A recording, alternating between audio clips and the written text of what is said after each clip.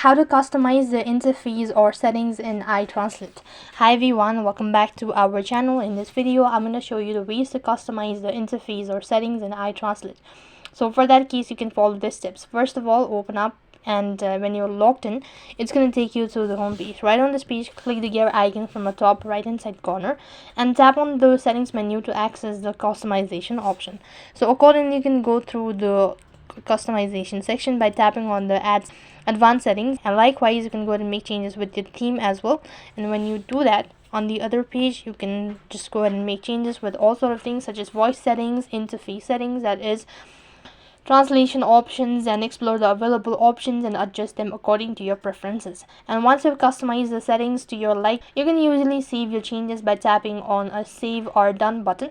And by following this step, you can tailor the iTranslate app to suit your need and preferences for language translation and communication.